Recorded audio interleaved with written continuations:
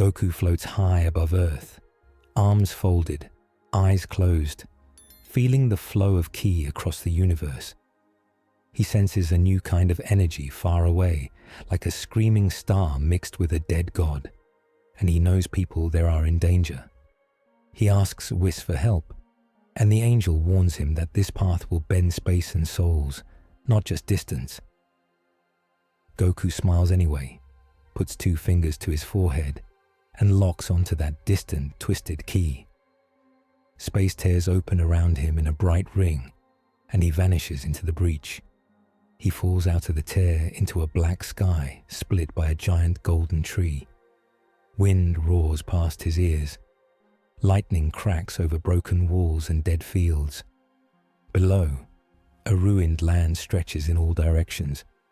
A huge dragon of stone and flame crawls over white battlements, breathing fire on tiny figures in torn armor. Goku twists in the air and steadies himself. His orange Yule snaps in the wind. He sees the people on the walls.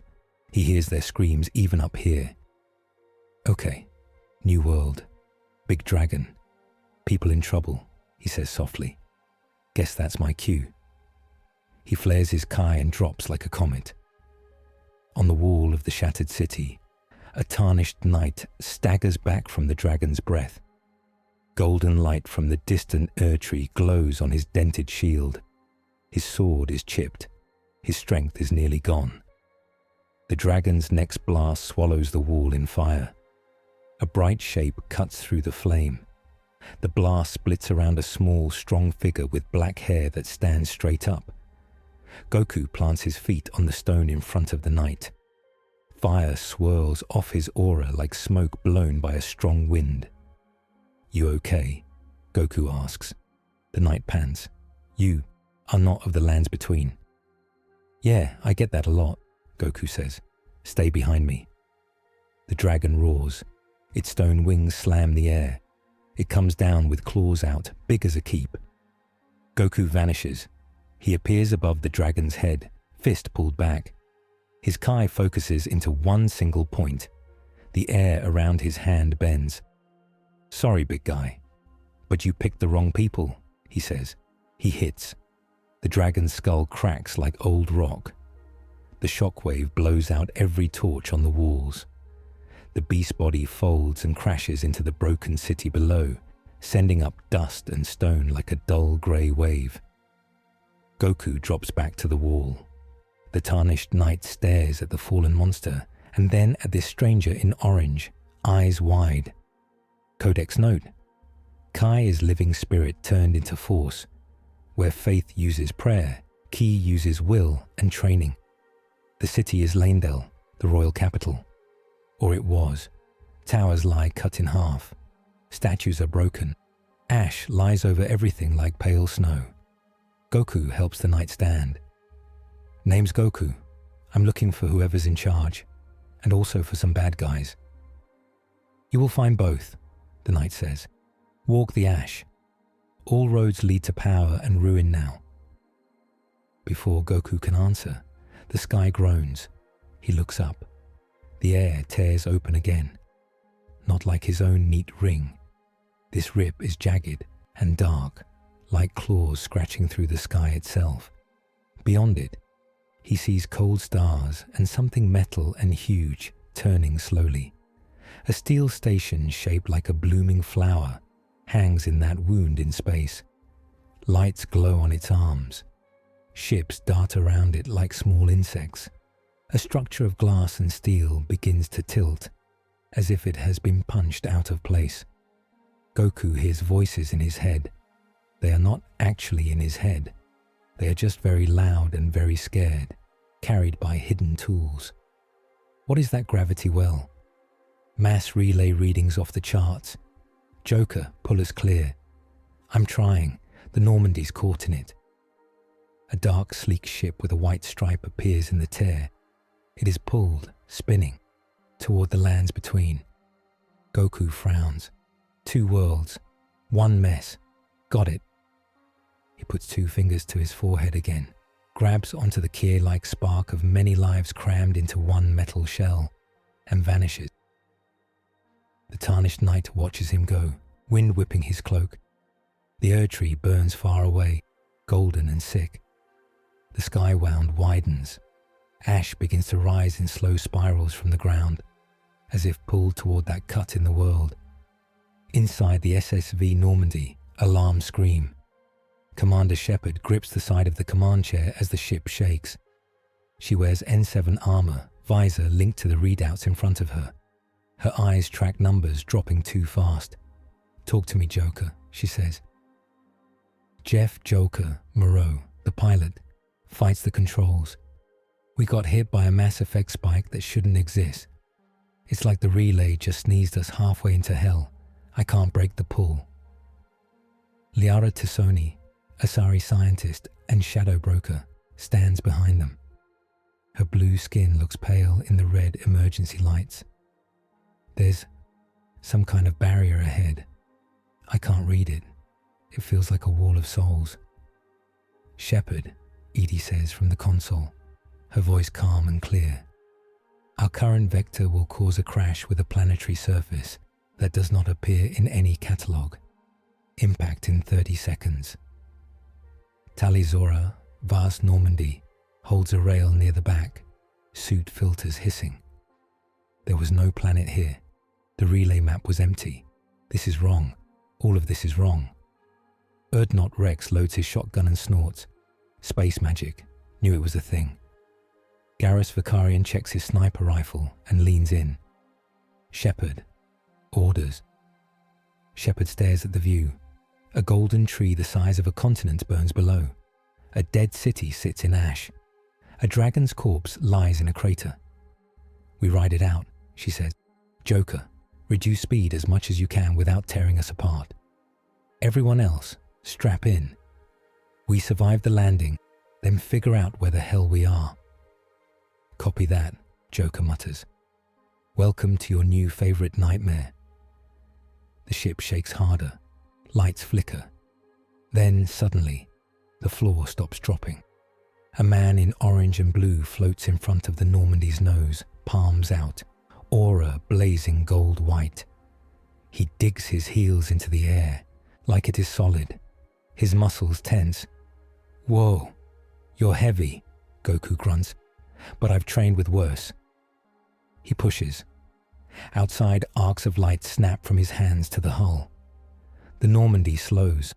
Fire from the entry burns away against his Kai. The ship groans as if offended, but it does not break. Joker's eyes go wide. "Is that a guy? Is a guy holding us?" Shepard stares. "Liara?" "I have no idea what I'm looking at," Liara says. "His biotic signature is... It's not biotics.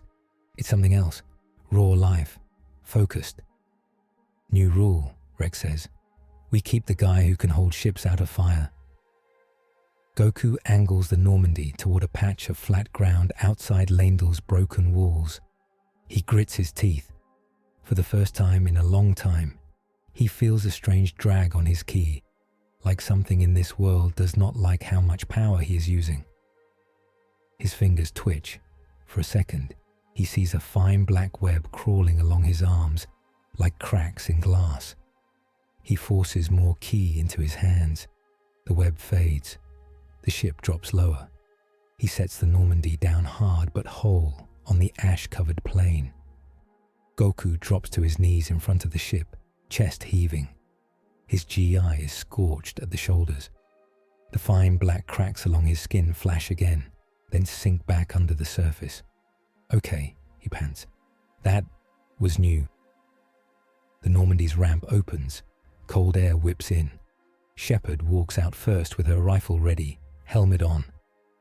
Garrus, Rex, Liara, Tali, and a squad of Alliance Marines follow. They see a man in torn orange clothes, breathing hard, sitting in grey ash. Shepard lowers her gun by a few degrees. "I'm Commander Shepard of the Systems Alliance Navy. This is my ship. You saved it. Who are you and where are we?" Goku stands and smiles. "Name's Goku. As for where?" He looks at the dead city and the golden tree. "A knight here told me this is the lands between." I think your world and this one just crashed into each other. Rex laughs once. Figures. Liara steps forward, eyes on Goku's aura. You are not any species I know. Not Asari, not human, not Krogan. And yet, you look human. Same to you, Goku says. Look, details later. There's a big messed up energy in the sky, and it's getting worse. They all look up. The wound in the sky is wider now. The strange flower-shaped station hangs half in, half out of reality. Tiny lights blink on it. Below, the Erdtree's light bends toward that tear like water toward a drain. Something else moves beyond the tear. Long black shapes with glowing red cores. Reapers. One voice echoes through the comms of the Normandy and through hidden channels on the Citadel at once. Organic life, synthetic life, all bound now to this new cycle. We are the Reapers. This world's souls and runes will be harvested. Melina appears on the ash plain, walking out of golden sparks. Her one eye glows with distant fire. She looks at Shepard and then at Goku. Tarnished from distant stars, she says, and warrior from a further realm still. The greater will is silent. Something else speaks now. If we do not act, all will be unmade and written again as machine script. Shepard's jaw tightens. Not on my watch. Goku looks at the sky tear. He feels the same twisted key he sensed from Earth, now stronger. So that's the bad guy, or at least one of them. You can fight gods? Melina asks him very quietly. Goku shrugs. I've tried. She studies his face. Then I invite you to walk with us, to tread the ash paths to the round table hold. There, the powers that remain will speak, and you, commander of the stars, and you, warrior from another sky, will help decide how we answer this new fate. Shepard takes a breath. She looks at the ramp, where Joker and other crew members watch. She looks at Liara, Garrus, Rex, and Tali. This is already bigger than the Reaper's normal plan, she says. We don't have the option to stand down. She turns back to Goku and Melina. Lead the way. Overhead, the skywound pulses. One of the long black Reaper forms pulls free of the tear, sliding into the lands between like a knife entering flesh. Its red eye opens, looking down on the tiny figures below. This is the first day the lands between and the Mass Effect galaxy share the same sky. It is also the last day they can pretend their old rules still stand. Up to now, Goku has arrived in a dead god's kingdom, saved a dragon-cursed city, and caught a starship falling out of a broken sky. Now the worlds must decide what to do with him, and with each other, before the Reapers and whatever rules this land eat them both. The Round Table Hold is not built for star travelers. It hangs in a void of warm dark, lit by soft fire. Stone tables and old banners fill the hall. Tarnished warriors in worn armor look up as new guests arrive in a swirl of light. Melina guides Goku and Shepard in. Garrus, Liara, Tali, Rex, and 2 Marines follow. The air feels thick, like a chapel that remembers every prayer ever spoken inside it. At one table, a round man in red robes mutters prayers. At another, a dark figure with a huge sword sharpens the blade with slow care. A man with many arms hangs from the wall, laughing softly to himself. The hold exists between, Melina explains. It is a refuge for those chosen to fight for this land, and now, perhaps, for those pulled from other skies. A figure in armor of gold and black steps forward. His helm hides his face. Runes burn faintly along his chestplate. I am Brother Corin, he says. Once a servant of the Golden Order, now, one more broken among many. Melina, what strange fellowship do you bring to the Round Table? Survivors, Melina said, from beyond the firmament. Their enemies have cut open our sky. Their doom now hunts us, and our doom hungers for them. She gestures to Shepard. This is a commander of armies from the stars. This is her warband. And this, she says, turning to Goku, is Goku. He moves like a star fallen to earth and strikes like one too. The tarnished in the room shift. Some mutter. The man with the huge sword looks up, sizing Goku in one quick glance. Shepard steps forward. Our galaxy is at war with machines called Reapers, she says. They cull advanced life in cycles. Now they've broken their own rules. They have merged their road with yours. If they harvest this world's souls, and whatever these runes are, they will become stronger than ever. Reapers, machines that reap, a tarnished woman says. We have enough horrors already. The Reapers do not care, Liara says, about your gods, your trees, your kings. They will turn your people into husks and your cities into fuel. And what do you care for? A voice asks. Everyone turns. A tall man in twisted armor leans against a pillar. His face is hidden behind a helmet shaped like a wolf's head. He holds a spear casually. His eye slits burn faintly red. I am Vargram the Bloody Wolf, he says. I have seen false lords and broken gods. Why should we trust a skyship and a smiling stranger? Perhaps they bring their own doom with them. Rex snorts. You're welcome for the ship not being a crater. Garrus stands a little tighter, hand near his rifle. We didn't cause this. The Reapers did. They'd be here with or without us. They break the sky for you, Vargram says. Seems like kin to me. Goku raises a hand. Hey, it doesn't matter who they came for. They're here now, and they're going to hurt people. That's all I need to know. Vargram tilts his head. You would fight them? Alone? If I have to, Goku says. His voice is calm. But it's better together. That's what I've learned. A new voice cuts through the room. And what of your powers cost, stranger? A woman steps from a shadowed doorway. Her skin is pale like moonlight. 4 arms hang at her sides. She wears a long coat with runes like stars, and a witch's hat sits low over her eyes. Rani the witch watches Goku with a faint smile. You tore the fabric of our sky when you crossed, she says. You grasped at a twisted light and now it grips back. Every time you push your strength into this world, the crack deepens. The Reapers do not walk a road alone. Something older and colder rides with them. Something that likes broken rules. Goku remembers the black cracks along his arms. He looks down at his hands. So if I go all out, he says slowly, I make that tear worse. Yes, Rani says. Your key sings to the runes. It is a great song. But the thing beyond listens. It learns the tune. It will use it. Then I'll have to be careful, Goku says. The words feel heavy on his tongue. He is not used to holding back for the universe's sake, only for his own challenge. Shepard steps up, beside him. We're not asking you to be a bomb, she says. We're asking you to be a shield. Vargram laughs. A shield that cracks the sky. A blessed paradox. Brother Korin speaks, voice shaking. If these Reapers harvest life and souls, they rival the fingers and the greater will. To fight them with another rule-breaking power may be blasphemy of the highest order. Melina looks at him.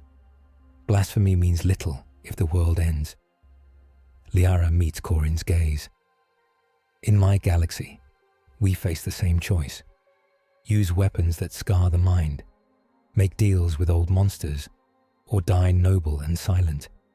We chose to live and to carry the scars. Shepard looks around the hall. Tarnished warriors, broken priests, strange witches, and her own tired crew. Enough, she says. We can argue religion after we stop the machines. Practical plan first. She points to a rough map of the lands between that lies on a nearby table. It shows Lendel, the Erdtree, and the regions beyond. The Reaper that came through is in high orbit, she says, but it's not alone.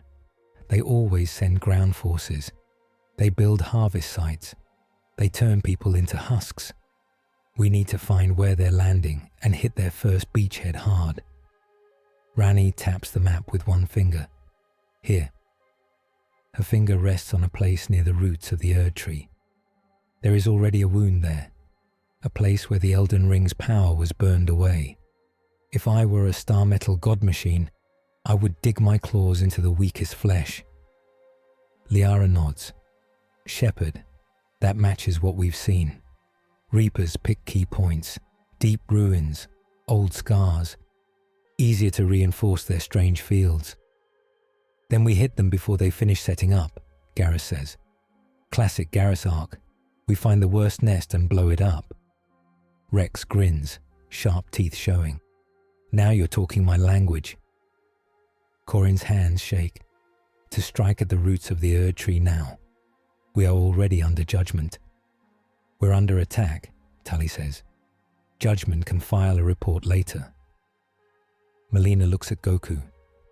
Will you fight with us, even knowing your strength breaks more than bones here? Goku thinks of the dragon falling. He thinks of the black cracks on his skin. He thinks of the voices he heard when he followed the twisted key. He thinks of all the times he has chosen the fight, because he wanted to see how strong someone was, not because it was wise. I'll fight, he says, but I'll try to listen when you tell me to stop. Rani's smile grows a fraction. A rare vow, from one such as you. Good, Shepherd says. Then here's the plan. She points at the map again. We take a mixed squad, Tarnished who know the land. My team who know the Reapers. Goku as our spear, not our bomb.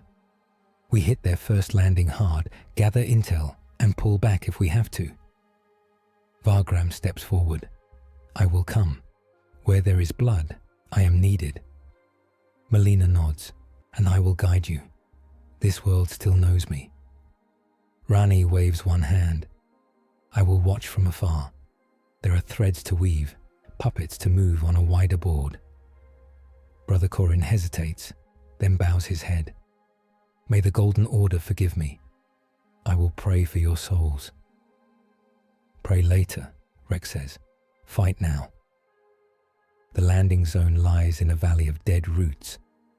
The Erdtree's base rises like a mountain of golden bark in the distance, but here the ground is stained black. Old battle scars mark the land, craters filled with ash and twisted branches. Goku floats above the group, scouting. Shepherd, Garrus, Liara, Tali, Rex, Melina, Vargram, and the tarnished knight who first met Goku move below through the broken trees. A small squad of Alliance Marines with assault rifles moves carefully behind them. Normandy flies high overhead, ready for support. Anything. Shepard's voice crackles over the comm pinned to Goku's GI. Goku squints. His key sense stretches. Yeah, a lot. Down there. He sees them. At the center of the valley, black structures rise from the earth like metal thorns. Reaper construction platforms. Glowing blue beams sweep over the ground, pulling bodies and rune fragments into the air. Human and non-human shapes hang in the beams, slowly twisting into new forms. Their eyes burn a sick, cold blue. Husks, but not just husks. Some wear twisted Elden armor. Their limbs are too long. Their hands are full of growing blades of bone and steel. Runes in old script burn along their spines. Around them, floating drones hum. They are not standard Reaper tech. They look like small black rings filled with whirling golden dust. Melina's eye narrows. They are rewriting our dead, she says, using our runes as script for their machines. Reaper indoctrination meets rune sorcery, Liara says softly. They're mixing soul and code. At the center of it all stands a tower made of black metal and twisted roots. A glowing red core pulses at the top like an eye. The ground shakes in time with it. "Okay, that's ugly," Goku says. "Let's break it." Shepard speaks over the squad channel. Standard assault. Goku draws fire. Rex and Vagram hit the front. Garrus and the Marines provide overwatch. Liara and Tali disrupt tech and magic, however that works here. "Melina, stay back. You're our guide." Melina nods. "I am also your last light if something worse stirs." Shepard looks at Goku. "Remember, spear, not bomb." He smiles. "Got it." Light taps. He drops. The husks look up as a streak of orange and gold slams into their ranks. Goku hits the ground in a small crater. Ash and stone burst up around him. 2 husks fly back, broken. He moves fast. His fists and feet blur. He does not use ki blasts, not yet. He keeps it close and tight. He breaks arms, shatters chests, sweeps legs. He moves just enough to dodge blue beams and blade hands. Every hit makes the air hum.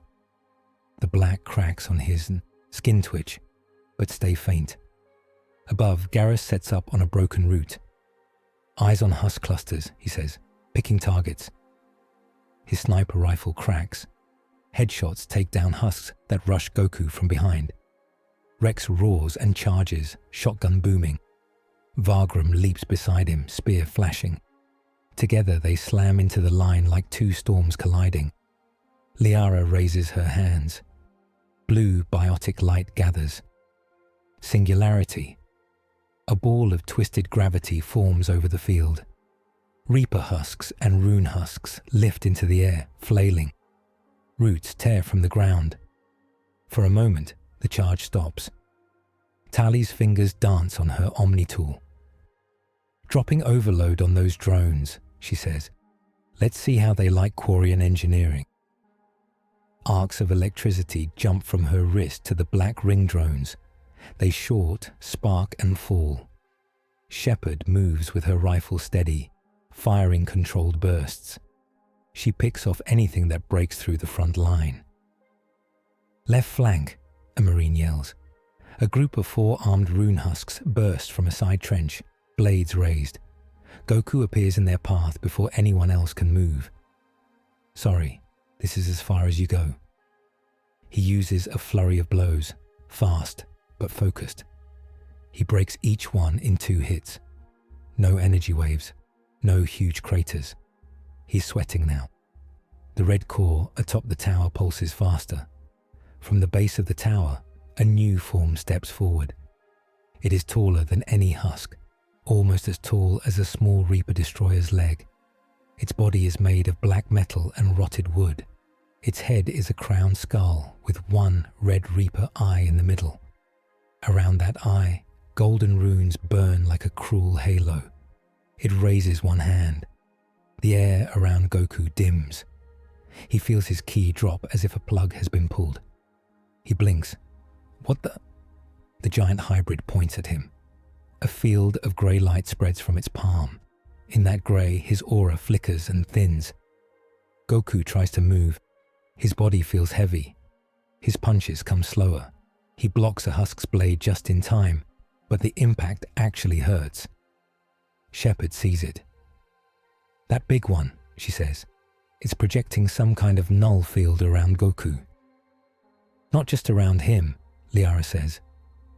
She feels her biotic strain at the edges of the field. It's eating Mass Effect too. And something else. Something closer to what powers this land. Melina stares at the giant. It drinks the runes and spits out emptiness. The giant hybrid speaks. Its voice is layered, Reaper cold and rune deep. "Power that does not obey the cycle must be broken," it says. "We are the Harvester Prelate. We cut gods down to size." It sweeps its hand. The grey field widens. Goku's aura snuffs like a candle caught in a jar. He drops to one knee. His muscles scream as if he has been carrying a mountain and then had that mountain yanked away. Husks rush him. Shepard swears. All fire on that big one. We take it down or we lose our best asset. Garrus fires shot after shot at the Harvester Prelate's eye. The shots hit, but the monster's armor absorbs most of the energy. Rex roars and charges the giant's leg, blasting. Vargram leaps high, spear aimed at its throat. They hit, scraping metal and wood, but the thing barely staggers. Liara pushes her biotics harder, trying to warp the space around its joints. Tali overloads its side plating, making parts spark. The Marines fire rockets. The Harvester Prelate takes all of it and steps forward. Goku looks up, teeth bared. So you're the one trying to shut me off. He tries to gather ki. The grey field claws at his energy, draining it, mixing it with something cold and whispering. In his head, a voice says, "You want to save more. You always want to save more. What if you did not hold back? What if you broke everything at once so nothing could ever be hurt again?" He pushes the thought away. No, that's not how this works. He stands. His legs shake. He raises his hands. Ka. Me. The grey field tightens around him. The black cracks on his skin flare, spreading up his arms. His vision darkens at the edges. "Goku," Melina cries. "Stop. You tear the sky when you do this." The Harvester Prelate laughs in a grinding metal way. "Yes, tear it. Show us all your light. We will drink it. We will add it to the cycle." "Ha, me." Shepard sees the cracks, sees Goku's pain, and makes a choice. "Liara," she shouts. "We need to break that field now. Hit it with everything. Rex, Vargram, keep it busy. Goku, hold that blast until I say." Goku's arms shake. The little sphere of Kai between his palms flickers blue-white, then sickly purple, then back. "Trying," he says. "Not easy." Liara grits her teeth. "I can feel where the field anchors," she says. "It's tied into the ground, into the old wound here." Melina steps forward and adds her fire. Golden light flares around her hand. "Then let us speak to the land together." They join their power. Blue biotic energy and golden rune flame twist into a spiral that dives into the soil at the Harvester Prelate's feet. For a moment, nothing seems to happen. Then the ground explodes. Black roots snap. Hidden metal rods break. A rush of wild ki, loose magic, and mass effect washes out, slamming into the Harvester Prelate's field. The grey shell flickers. "Now!" Shepard screams. Goku's eyes snap open. "Ha!" The Kamehameha roars from his hands in a tight beam. He keeps it narrow and clean. It hits the Harvester Prelate's chest. The giant hybrid digs its feet in. Its red eye blazes. The grey field tries to rebuild, clawing at the beam's edges. The beam punches through. It burns through the red core. It bursts out the back in a shower of black metal and golden embers. The Harvester Prelate screams in layers. Its body splits. It falls like a cut tree, slow and heavy, shaking the valley. The grey field collapses. Goku drops to one knee again. The black cracks on his arms spread to his shoulders and neck before they slowly pull back, leaving faint dark lines like scars. He breathes hard. Okay, that hurt. The remaining husks fall still or twitch in confusion. Without the field, they are easy targets. Shepard calls out targets. Garrus, Rex, Vargram, the Marines, and the tarnished knight mop them up. Silence settles. The tower's red light fades. The beams that were twisting bodies into husks shut off. The strange drones lie broken. The valley smells of smoke, ash, and something like burnt code. Shepard walks to Goku and offers a hand. He takes it and stands. "Good work," she says, "but we can't keep doing that." Goku nods. "Yeah, I felt something. It wanted me to go bigger, to break everything. and it felt easy, too easy. Melina stands nearby, cloak flicking in the wind. Every time you use that much power, the tear answers, she says. It pulls at you. It eats a little more of what you are. Liara looks up at the sky. The wound there pulses. For a second, it seems to widen, like a mouth smiling. We hurt them, she says, but we also fed them. They adapted. That thing was built to turn your strength into their weapon. Garrus joins them. So they're smart. Surprise, surprise. He points at the fallen harvester prelate. This wasn't just a boss. It was a test. They were seeing how far they could push our new friend. Rex kicks the dead giant's head, and it pushed back. That's the part I like. Shepard looks at Goku. We won this battle, she says. First victory. Small win in a huge mess. But we just showed the Reapers what you can do, and what it costs you to do it. Vargram wipes his spear clean. You speak of cycles and machines, he says. I see something older, a god that eats gods, a fate that loves hungry heroes. He looks at Goku. You are a blade made to cut mountains, but blades break when they hit stone enough times. Goku smiles weakly. Then we aim for the weak spots. The War Council happens in 2 rooms joined by a glowing line. At the round table hold, the Tarnished, Melina, Ranni's ghostly projection, and Brother Corin gather around the map table. In the Normandy's war room, Shepard, Liara, Garrus, Tali, Rex, Joker on a screen, and Admiral Hackett on a comm stand around a hollow display of the same land. Between the tables hangs a floating image of the harvester prelate's corpse, slowly turning. Shepard begins. We got in, hit their first sight, and got out, she says. We destroyed a hybrid unit designed to nullify powers and twist local magic. We also confirmed the Reapers are using this world's rune system to augment their indoctrination tech. Liara taps the display. The tower's inner structure was Reaper grade, but the control matrix used script similar to this world's runes and Elden Ring fragments. They are learning your divine code. Ranni's projection speaks, her voice calm. They steal the script by which reality is written here. The Elden Ring is law. They seek to edit the law. Corin shakes his head. Such a thing should be impossible. Yet, the Erdtree is already wounded. The ring is already broken. They slip through the cracks. Hackett's voice is steady. Commander, what about Goku? Everyone in both rooms looks his way, or at his image. Goku sits on a bench near the wall, arms resting on his knees. He looks tired. Faint dark lines lace his skin. Goku saved the Normandy. He killed the dragon. He carried the heavy part of the first strike, Shepard says. He also nearly tore himself apart doing it. That null field hit him hard. When he fired that beam, something in the sky reacted. Melina and Liara both felt it. Melina steps forward. His Kai is not of this world.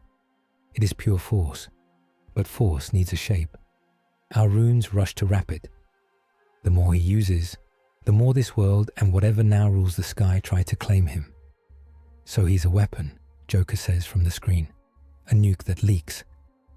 Goku is not a thing, Liara says sharply. He is a person with more power in his blood than most gods. That makes him dangerous, but also vital. Dangerous is the point, Rex says. We're facing star-eating robots riding a dead tree. I want as many dangerous friends as I can get. Vargram stands with arms crossed in the round table hold. He is also a sin in metal, he says. Every strike breaks the law. Does breaking law save it, or simply write a new doom? Ranni tilts her head. Balance, she says. We must set bounds, else the story ends with a hero who burns the book he wants to save. Garrus looks at Shepard. We've seen this before, he says. Cerberus, the collectors. People who wanted to fight the Reapers so much they became like them. Weapons without limits don't stay pointed the right way forever. Shepard nods slowly. We're not repeating that mistake, she says. We can't throw Goku at every problem and hope it works out. We need rules, limits. Goku listens. He does not interrupt. Finally, he says, back home, I always wanted a good fight. The bigger, the better. I pushed my body and my power to see how far I could go. Sometimes that worked out. Sometimes. It almost killed everyone I cared about. He looks up at the map, showing the torn sky. This feels like one of those times, he says. If I go too far, something bad will use it. But if I don't fight at all, people die anyway. So we're stuck between mercy and survival, Tali says quietly. If we hold back too much, we lose. If we don't hold back at all, we lose differently. Corin clutches his beads. Mercy is the law of the Golden Order, yet mercy to monsters is cruelty to the flock. Rex snorts. Sometimes mercy is letting your enemy surrender. Sometimes mercy is a fast death, so they stop making more problems. Liara folds her arms. Our choice is not mercy or survival, she says. It is what kind of survival we want. One where we live as tools of some higher will. Or one where we carry the stain of hard choices, but keep our minds our own. Rani smiles faintly. Freedom versus doctrine. A tale as old as any. Hackett clears his throat. We have a practical problem, he says. The Reapers are still coming through that tear. We stopped one hybrid. They'll build more. We need to understand this Harvester Prelate. How it nullified Goku. How it linked to the land. That's where we hit next. Agreed, Shepard says. We target their brain, not just their fists. And what of Goku's role? Melina asks. Do we bind him? Unleash him? Or ask him to stand aside, knowing many will die without him? All eyes go to Goku again. He thinks of his motto. He has never said it as a clear line before. It has always lived in his heart. I fight to protect people and to grow stronger, he says. Both matter to me. But here, if I chase my own strength, I help the thing in the sky. So I'll put that part second. For now, I'll fight to protect people first, even if that means holding back, even if that means I never see how far I can go. The room is quiet. Shepard nods once. That's enough for me, she says. We use Goku when it saves lives and keeps this world from falling into the Reaper's hands.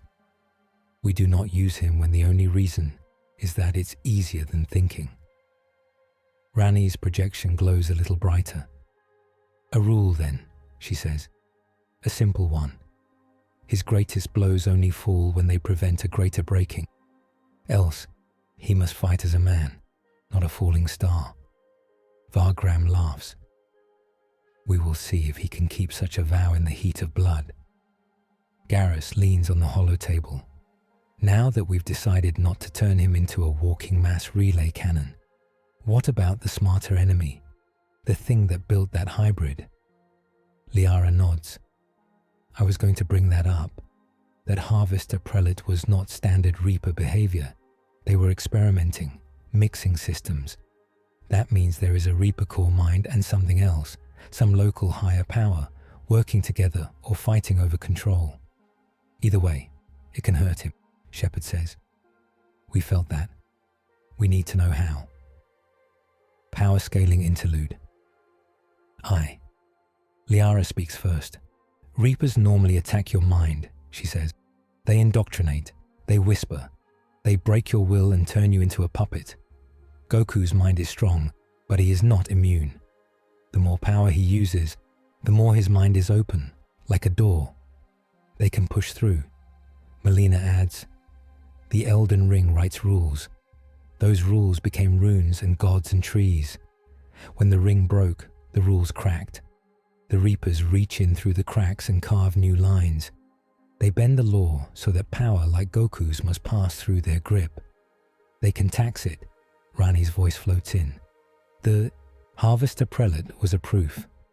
It showed that they can wrap their cold code around warm ki, turn his own strength into a leak. Each time he flares bright, they drink a little. Garrus simplifies it. So, he says, every time Goku goes big, the enemy gets smarter about him and stronger against him. They can hit his body with null fields and his mind with whispers at the same time. Great. Goku sums it up for himself. If I fight like I usually do, he says, they'll learn how to kill me, or worse, use me. So I have to fight smarter. Think like you guys. Plan. Not just punch. An alarm cuts through both rooms. Joker's voice crackles in. Shepard, you're going to want to see this. The Reaper above us is moving, and it's not alone anymore. Normandy's view screen shows the sky. The first Reaper in orbit pulls back from the tear. Another slides into its place. But this one is different. Its shape is more twisted, its edges not quite metal. Golden veins run along its body. The tear behind it flashes. At the same time, in the lands between, old churches crack open. Statues of forgotten demigods bleed light. The air fills with strange whispers that are not Reaper code and not human language. Melina's eye widens. The outer gods stir, she says. They smell the steel gods and their harvest. They do not like new mouths at their table. We have a new foe, Liara says. One who isn't on either side, and who may be able to hurt Goku in ways even the Reapers can't. Shepard grips the edge of the table. All right, she says. Then our job just got harder. Again. Goku looks up at the shaking ceiling, through it, to the broken sky. Good, he says softly. I like a challenge. He feels the black cracks under his skin glow, and for the first time since he arrived, the thrill of the fight twists with real fear. The war room feels smaller now. Screens show the sky tear from many angles. One view from the Normandy, one from the Round Table hold through Rani's magic, one from a ruined tower in Lendl. The twisted Reaper with golden veins hangs half out of the wound. Its red core glows. Lines of golden light wrap its shell, linking it to the Erd tree and to old ruins across the land. Admiral Hackett's face flickers on one screen. We're seeing energy patterns we've never seen before, Commander, he says. Reaper signatures fused with something older, less clean. Liara zooms in on the golden veins. These match traces we found in the Harvester Prelate, she says. The Reapers are not just adapting this world, they're reaching for its gods, or its gods are reaching for them. Rani's projection hovers over the table. The fell star stirs, she says.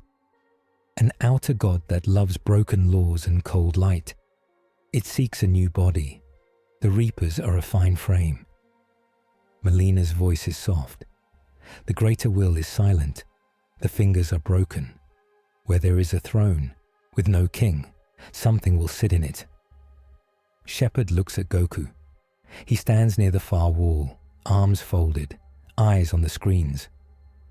So we have 3 players, she says. The Reapers and their old plan to cull galaxies. The local gods and their broken rules. And something new, a merged thing that wants to use both. We beat one hybrid, but that was a test. Hackett nods. Intelligence confirms the main twisted Reaper above you is sending signals down to a ground site, he says. Some kind of relay node. They're aiming for more than husks. They're building a control point. Rani gestures at the map. A new mark appears on it. A cliff near the mountaintops of the giants, where the snow never fully melts. Here, she says, there is an old altar. Once it called down stars. Now it is a scar. The Fellstar like such wounds. The Reapers like high ground and lines of sight. They will place their champion there. Champion? Rex asks. What kind? A mind sharp enough to serve both machine and God, Rani says. A blade that cuts flesh, code and fate. Garrus taps the map. We've seen this pattern, Shepard. Sovereign on the Citadel. Harbinger with the Collectors. A vanguard. A point man. Antagonist A, Joker says dryly. With better branding. Shepard gives him a look, then nods. We go there next, she says. We cut their champion before it sets up shop. Hackett frowns. Standard orbital strikes are risky, he says. We could hit that area from space, but with all that unknown magic and God energy, I don't trust our targeting. Liara agrees, and if we miss, we might damage the Erdtree further, she says. We'd help the Fellstar. So we need boots in the snow, Garrus says. Lucky us. Tally pulls up data. Reaper ground forces will be heavier this time, she says. Expect banshees, brutes, and whatever new rune husks they've cooked up. And the champion? Melina asks. Rani's eyes narrow. It will adapt to Goku. It has watched him. It has tasted his ki through the crack he opened. It will be built to hurt him most of all. Everyone looks at Goku again. He uncrosses his arms. Then I'll hit it harder, he says. Shepard shakes her head. No, you'll hit it smarter, she says. We go in as a team. You don't open with your biggest moves. You try to draw it into a place where its tricks don't work as well. Goku takes a breath. Okay, he says. I trust you. Something in him flinches at those words. He has trusted friends before, but his strongest fights have always been his own choices. Now he is binding his strength to a plan and to limits. Vargram steps out of the shadows in the round table hold. I will join this hunt, he says. Blood follows power. I wish to see this champion bleed. Melina nods. I will guide the paths.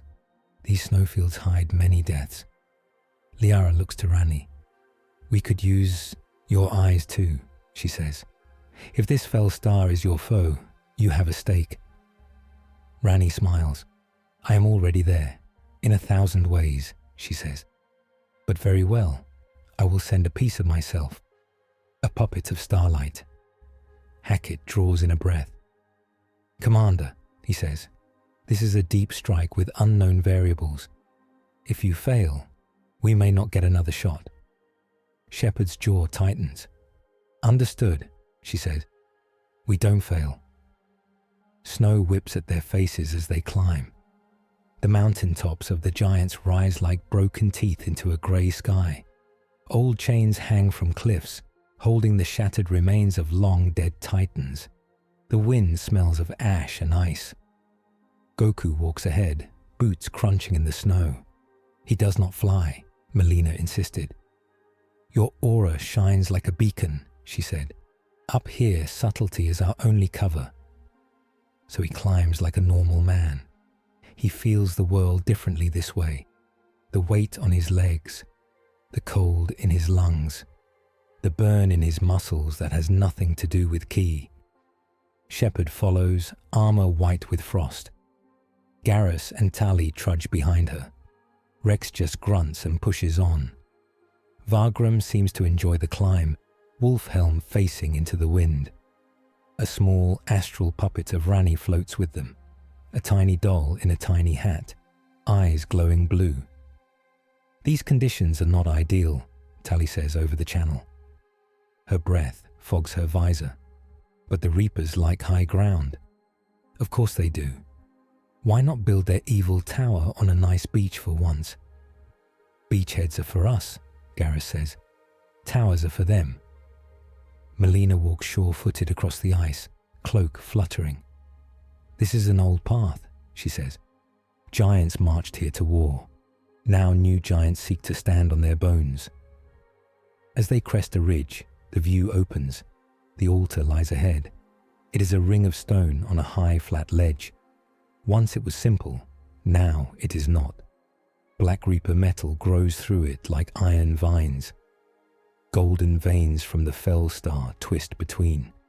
In the center of the ring floats a sphere of darkness, shot through with red and gold lines like veins of bad light. Around the altar stand ranks of husks. Some are human, twisted by Reaper tech. Some are tarnished and other creatures of the lands between, fused with black plates and red eyes. All stand waiting, heads bowed. Above them all stands the champion. It is tall and thin, wearing armor made of both chitin and rune-etched gold. Its face is a smooth mask split down the center. One half is the Reaper eye. The other is a carved, empty god face. A halo of broken metal circles its head. In its hands, it holds a spear of condensed grey light, sharp at both ends. When it speaks, the wind itself carries its voice. "Son Goku," it says, "we have been watching." Goku feels the air tighten. "You're the champion," he calls back. "I am the confluence arbiter," it says. "Herald of the fell star, hand of the reapers, judge of those who refuse the cycle." It steps forward. Each step leaves no mark on the snow. "We have measured your power," it continues. "We have tasted your ki. We see the crack you open between worlds. We offer you a choice." Shepherd whispers, "Of course they do." The arbiter raises its spear. "Fight us and die slowly," it says. "Your every strike feeding our climb. Or surrender your will. Let us write you into the law of this world. Become a rune of strength, eternal, controlled. You will save more in our hands than as a wild star." Goku thinks of all the times he has chosen the challenge. The times he has let an enemy live to get stronger. The times that almost killed everyone. Having his power controlled, aimed at saving. That is the temptation in the Arbiter's words. He sees Gohan, Goten, Chi-Chi in his mind. He sees worlds he has saved. He sees worlds he failed to save until the last second. He clenches his fists. "If I let you use me, that's not saving," he says. "That's just helping you hurt people more neatly." The Arbiter tilts its head. "You value freedom over efficiency," it says. "Inefficient stories end badly." Rex shoulders his shotgun. "I'm done listening," he growls. "We cut this thing and get warm." Shepherd lifts her rifle. "Remember the plan," she says. "We spread out. Hit the husks and the support. Goku keeps the Arbiter busy. No giant beams unless we clear it." "Got it," Goku says. He steps forward into the snow. The Arbiter raises its spear. The husks snap to alert, eyes flaring. Battle explodes. Rex and Vargram charge the husk ranks, blasting and stabbing. Garrus takes position behind a rock, sniping key targets. Tali and the Marines focus on Reaper drones and ground turrets. Shepherd moves with controlled bursts, picking off anything that tries to flank. Melina hangs back, hands glowing with golden flame. "I will guard your souls from the worst," she says quietly. Rani's puppet floats to a rock and raises its tiny hand. Starlight beams out, cutting through a line of rune husks. Goku jumps. He meets the Arbiter in the air above the altar. Their first clash is simple. Fist against spear. Goku throws a punch. He holds back on purpose, just enough to test. The Arbiter meets it with the spear. The grey light around the weapon eats his ki like acid. Pain rips up his arm. He falls back, landing in the snow. "Ow," he mutters, shaking his hand. Frost steams off his skin. The Arbiter drifts down. "Your ki must pass through law," it says. "We are the law now, little star." It thrusts the spear. Goku dodges. He moves fast, but not as fast as usual. The air here resists him. The fell star's influence makes the space thick. He blocks with his forearm. The spear cuts his skin in a clean, perfect line. There is no blood. For a brief moment, there is nothing where it cut. A gap, a hole. Then the gap fills with dark lines, like the cracks on his arms. He hops back, heart pounding. "That's not normal," he says. The Arbiter steps forward again. "We cut away what does not fit," it says. "We make you efficient." They trade strikes. Goku uses footwork, dodging, quick jabs. He keeps his Kai close to his body. He does not flare his aura wide. Each time he slips a blow, his muscles strain. Each time he lands a hit, the spear meets him halfway, drinking a bit of his power. Down below, the team fights hard. Rex slams husks aside with his shotgun and fists. Vargram spins through them with his spear. Garrus's shots pick off any husk that tries to reach Melina. Tali overloads a Reaper turret, making it explode in a shower of sparks and rune ash.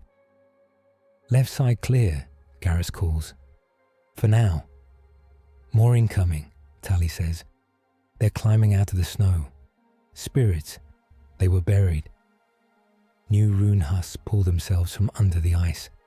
Their bodies are half frozen, half metal, runes burning under frost.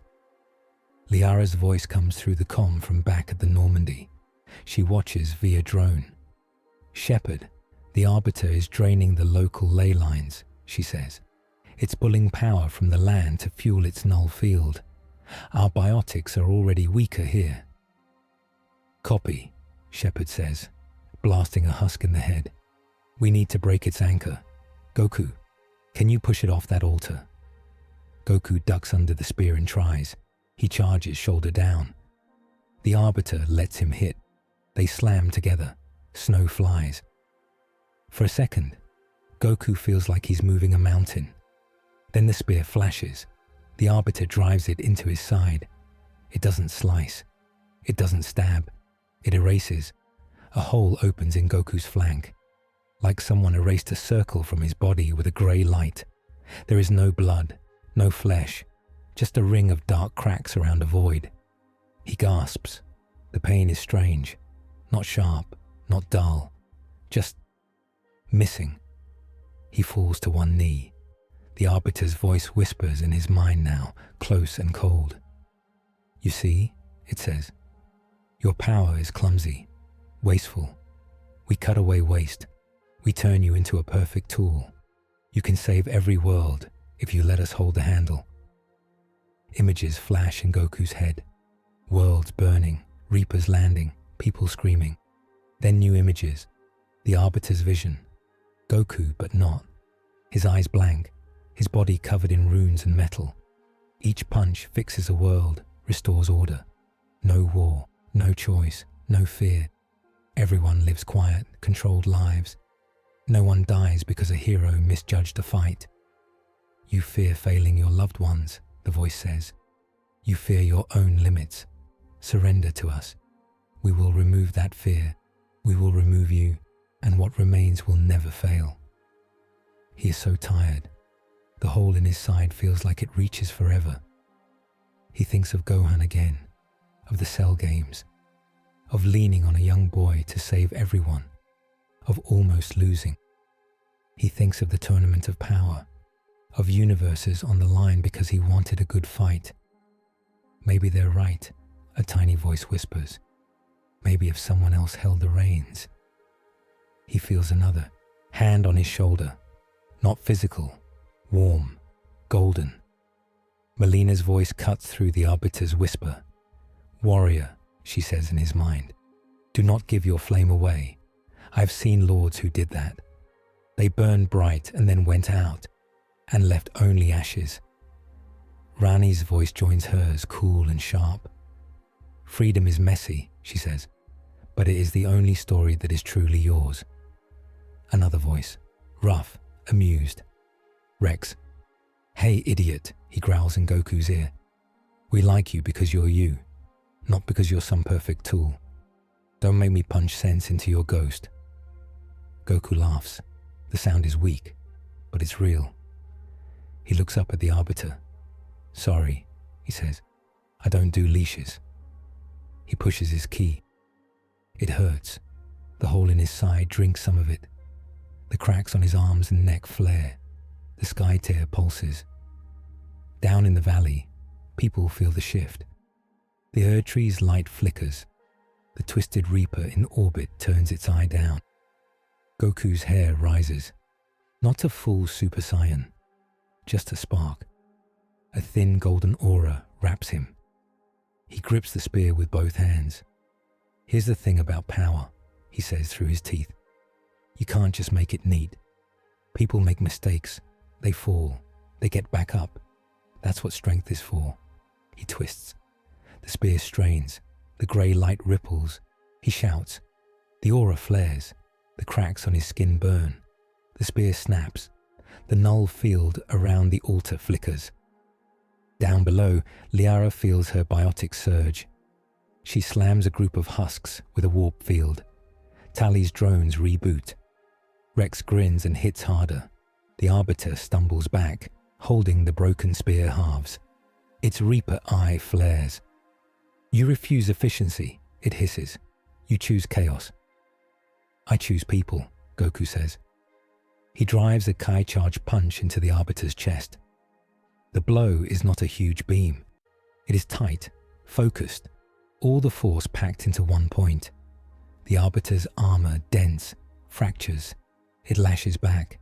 The broken spear stabs his shoulder. Another ring of nothing opens there. He falls again. The world tilts.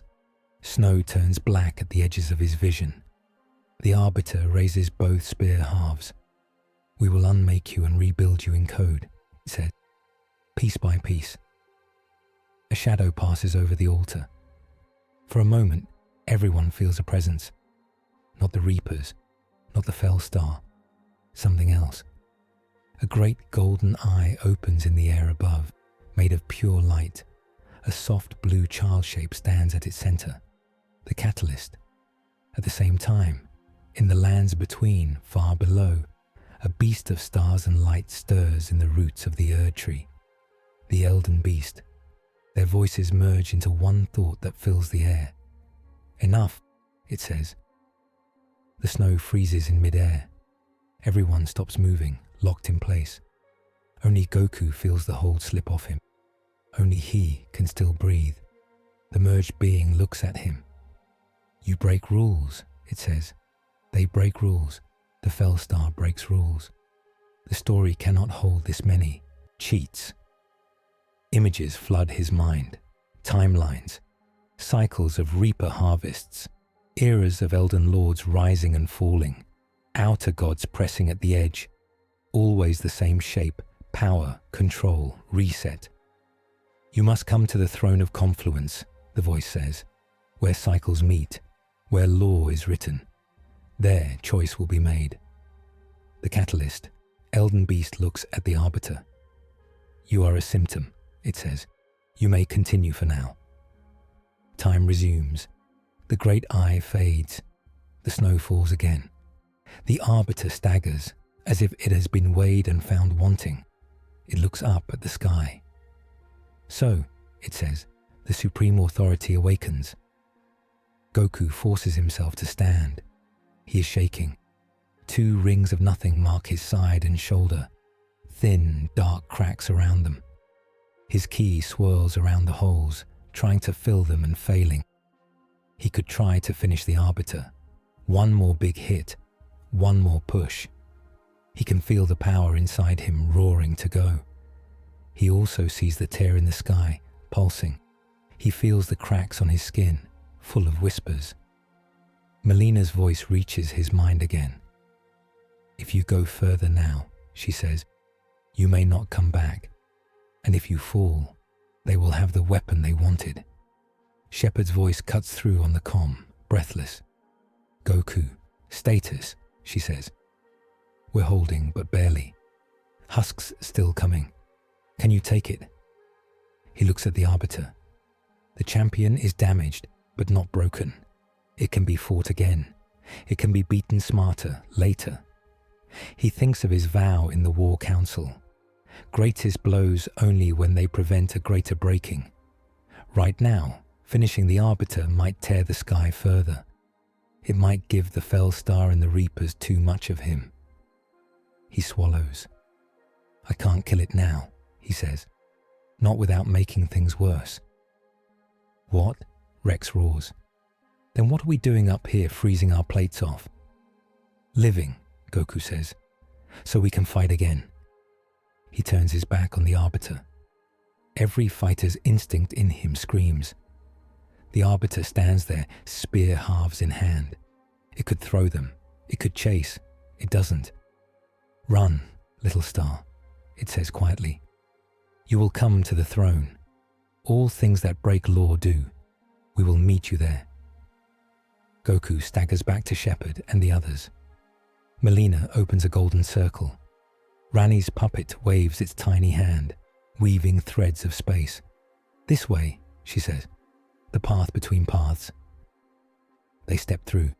The mountain fades behind them, along with the Arbiter and its cold altar. The snow becomes dark stone. The wind turns into the hum of engines and the whisper of runes. Codex note: the Arbiter's spear erases ki and flesh in a clean ring, leaving wounds that normal healing cannot mend, and that act as anchors for law and corruption to grip. Up to now, Goku has refused to become a tool, even when that promise could fix his deepest fear. He is wounded in body and spirit, marked by holes that law and machines can use. And now, a greater voice has called him to a throne where cycles themselves are on trial. The Normandy's medbay smells like antiseptic and old metal. Goku sits on a reinforced bed. His GI hangs open at the side and shoulder, where the rings of nothing mark his body. Dr. Chakwa stands nearby, Omni-tool scanning. Melina and Liara stand on the other side, watching. What do you see? Shepard asks from the doorway. Chakwa shakes her head. Nothing, she says. Literally. It's like those spots don't exist. My tools can't read tissue, bone, or energy. It's a blank. Liara studies the wounds with biotic senses and with eyes trained on ruins and relics. The rings are fixed points, she says. Places where the merged law of reapers and runes has removed his matter and written 0 instead. His ki flows around them but can't cross. Melina reaches out, hand glowing. Goku holds still. Golden light touches the edge of a ring. He gasps as it burns, but not like normal pain, more like his soul catching fire. Melina jerks her hand back. If I try to fill those holes with grace, something else bites at me, she says. The Fell Star.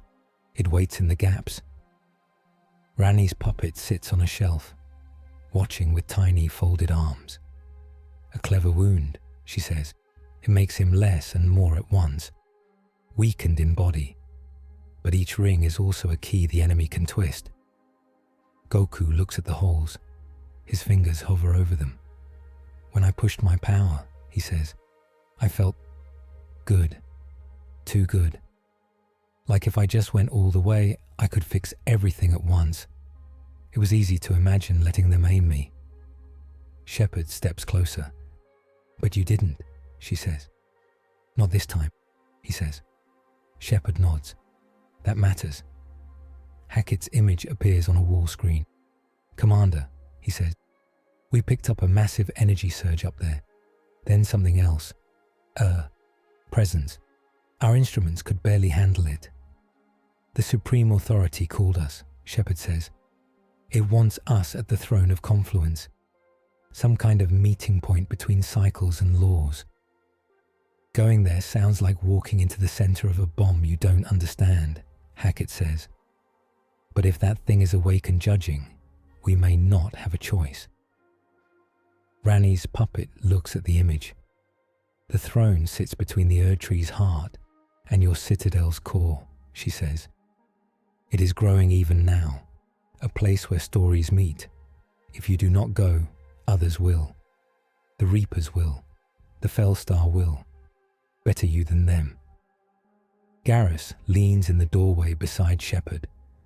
"So we're taking a road trip to the center of everything," he says. "We'll need snacks." Tali stands behind him, fiddling with her gloves. "And shields that can handle gods," she says. Shepard steps fully into the room. "We take a small team," she says. "Goku, Melina, Liara, Rani's puppet for sure. I'll go. Garrus, Tali, Rex. We'll need you ready, but only some of us can fit wherever this place is." Hackett frowns. "You're talking about leaving known space," he says. "Entering a realm built from magic and machine code. Your survival odds are low," Shepard says, "like they always are." Hackett studies her, then looks at Goku. "Son," he says, "you didn't sign up for our war. You fell into it. This isn't your galaxy. You don't owe us anything."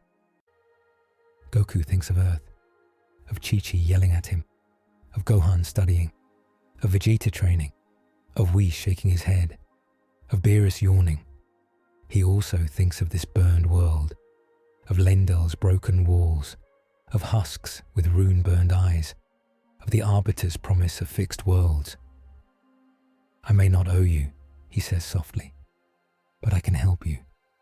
And I can't walk away from people who need help. That's just not me." Shepard's eyes soften. "Then we go together," she says. Melina looks at the wounds again. "But with rules," she says. "We must bind your strength, else the throne will take it all." Rani nods. "We must craft a pact," she says. "A leash you choose, rather than one forced on you." Vargrim appears at the door, wolf helm tilted. "You will bind a wolf and call it wise," he says. "Yet sometimes only wild teeth hold back the dark." Rex grunts behind him. "I vote for some wild teeth," he says. "We will need both leashes and teeth," Rani says. "Balance." The journey to the throne starts with a ship and a spell. Normandy lifts off from the ash plains. Its engines glow, pushing through thick air toward the sky tier. On the ground, tarnished warriors watch it go. The Erdtree's broken light glows on its hull. Inside, the crew straps in. "Entering the tear's edge in 60 seconds, Joker says. "I still can't believe we're flying into a hole cut by machine gods and dead trees." "Could be worse," Tali says. "Could be flying into open space with no shields." "That's the spirit," Joker mutters. In the war room, Shepard stands with Goku, Melina, Liara, Garrus, Tali, Rex, and Rani's puppet. A new figure joins them, a faint golden outline of the Elden beast, its shape too big to fit, yet somehow fitting. "You must be bound," the beast's voice echoes in their minds, "else you will shatter the confluence." "We're listening," Shepard says. Rani's puppet speaks. "We propose a ring of runes and code," she says. "A limiter. Goku may call on his full power only when two others agree. A soul of this land and a mind of your stars. Then the throne will allow him to flare without breaking everything at once." Melina nods. "I will be the soul," she says. Liara steps forward. "I will be the mind," she says. "I know the Reapers and their tricks." Goku looks at them. "So you two get to say when I can really cut loose," he says. "Yes," Melina says. "You give us that right. It will hurt your pride. It may save your soul." Rex snorts. "Welcome to command structure," he tells Goku. "You're the gun. They're the trigger." Goku thinks about fighting Jiren, about ignoring everyone's fear so he could push for ultra instinct, about the cost. "Okay," he says. "I give you that. When you both say go, I'll go. Until then, I hold back, no matter how much I want to." The Elden beast's light flares. Runes circle Goku's wrists and ankles, faint in blue gold. A thin band of light wraps his chest, passing through the holes in his side and shoulder like water around rocks. He feels the weight of it. Not heavy, just present, a reminder. The pact is made, the beast says. Your blows will still shake worlds, but only when bound will they shake this throne. Liara studies the bands. They're tied to his key flow, she says. Each time he uses full power, the bands will thin. I count 3 safe uses. After that, the structure may fail. 3 big shots, Garrus says. Let's hope we never need a 4th. Melina looks down. Each use will also pull him further from his home, she says. His link to his original world will fade. His memories may blur. His path back will dim. Goku's chest tightens. He thinks of Chi-Chi again, of sitting at the table, of Goten's laugh. He nods anyway. If that's what it takes, he says. Shepard watches him with respect and worry in her eyes. We'll try to do this without using all 3, she says. That's a promise. Power scaling interlude. Rani explains it in clear words. The limiter ring ties Goku's key to this throne's rules, she says. He can still fight strong, but his biggest flares, those that crack mountains and gods, now require consent. Melina and Liara must both agree, in heart and mind, before the ring opens. Each time it does, 1 layer of protection burns away. After 3 openings, the ring breaks, and he will be as wild and dangerous as before, but the confluence will also be fragile. In simple terms, he now has 3 all-out chances before the story risks tearing apart. Normandy flies into the tear. Outside the windows, stars and roots twist together. Reapers glide through the void. Some are pure machine. Some now carry golden veins. They watch the ship but do not fire. They're letting us through, Joker says. That's not ominous at all. Ahead, a structure comes into view. It is huge. It looks like the Citadel, but grown from the Erd tree and wrapped in Reaper metal. 5 great arms stretch out like petals, each made of roots and steel. At the center rises a trunk of light, leading up into a cluster of platforms and towers. Red and blue cores glow inside. The throne of confluence, Liara whispers. A station, a tree, a god's heart. Normandy glides toward a docking bay set in one of the root arms. Power readings of the chart, Joker says. But docking clamps look familiar, like the Citadels, only more. Take us in, Shepard says, slow and steady. The ship slides into the bay. Energy fields hiss around it. Gravity settles. Lights shift from harsh white to soft gold blue. Docking complete, Joker says. Doors are green. Try not to break anything divine out there. The ramp lowers. Shepard steps out first. Her team follows. Goku, Melina, Liara, Garrus, Tali, Rex, Rani's puppet floating at shoulder height. The air inside the throne feels thick and old. It smells like ozone and incense. They stand in a vast hall.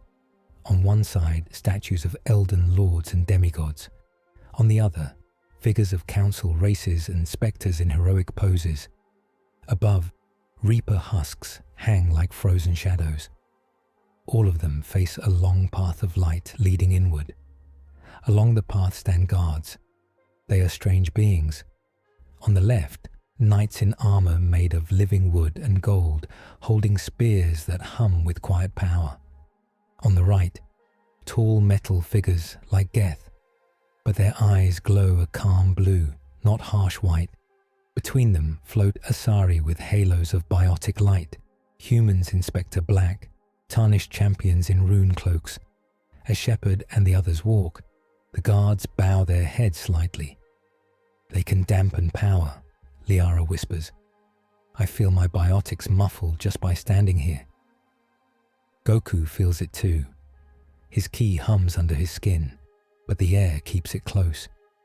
It does not flare without his will. Even his breath seems quieter. Like walking into Kami's old temple, he mutters. But bigger. Melina's eye shines with reflected light. This place remembers every vow ever spoken in your worlds and mine, she says. Do not lie here. Do not boast. The hall will know. Rex grunts. Good thing I don't lie, he says. I just hit things. Garrus gives a tight smile. Let's not test whether this place likes jokes. They reach the center of the hall. A wide platform of light floats there. Above it, a sphere like the one at the altar, but larger, hangs in the air. Inside it, shapes move. A childlike form of light. A great beast of stars. A shadow of a tree. A ring of eyes. The supreme authority. No one speaks aloud. The voice is in their heads again, but clearer. Welcome, it says. You are the ones who break cycles and law. We have watched you. We have weighed you. Now you will be judged, and you will judge. Shepard steps forward onto the platform. We didn't ask for your game, she says. We're just trying to stop the Reapers and keep this world from being eaten. Just, the voice says. Small word, big task. We see your path, Commander Shepard. You have broken rules before. You allied with destroyers to stop greater destroyers. You turned ancient weapons against their makers. She flinches, thinking of the crucible. We see yours, Melina, it says. You have burned thorns and kings to make room for a new age. Melina's hands shake. We see yours, Rani, it says.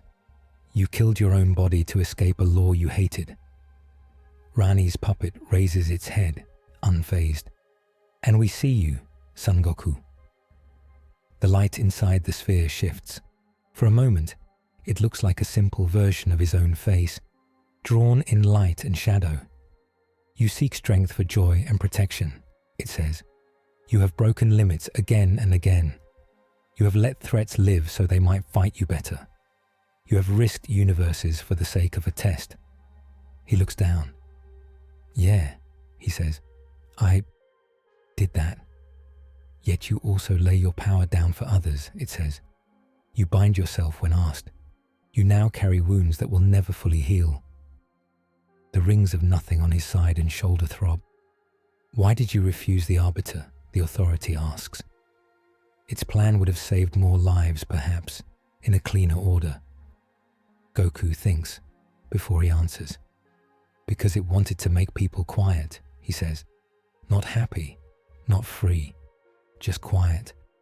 A world where no one can choose is not worth saving like that. Choice brings pain, the voice says. I know, he says, but it also brings real smiles. I've seen that too. The hall is silent. Then the authority's presence softens, just a little. Good, it says. Then you will understand what comes next. The light sphere expands. Images fill all their minds. Worlds where the Reapers win and harvest everything, leaving dead dust and silent machines. Worlds where the Elden Ring's law reigns alone, forcing every soul into strict roles and cycles, no matter what they want. Worlds where the fell star's chaos burns all law away, leaving raw power and endless battles until nothing remains to fight. And worlds where your choices have made small, fragile differences, it says.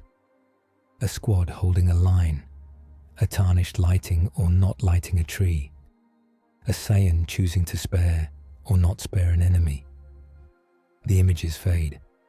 You stand in the place where all those paths branch, the Supreme Authority says. We will show you 3. You will pick one.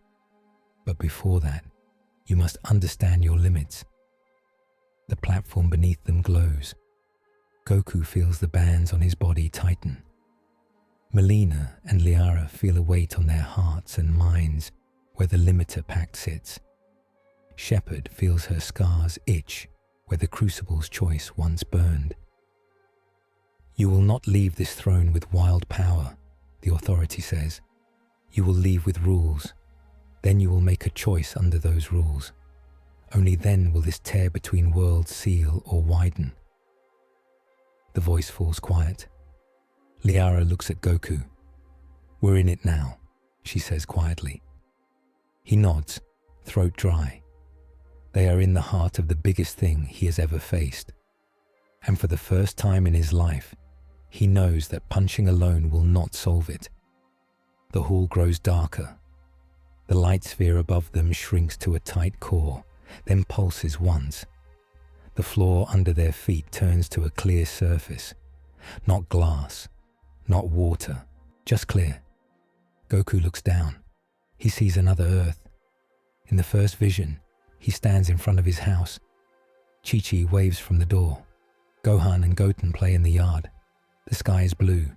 No torn gods. No reapers. No burning trees. Whis floats nearby, staff resting on his shoulder. Beerus sleeps under a tree. "You came back," Whis says. "In time. This is the path where you leave the confluence now. The throne stitches your timeline back together. The tear closes behind you." Goku smiles. His chest aches with how much he wants this. "What about them?" he asks, looking past his fence. Wise flicks his staff.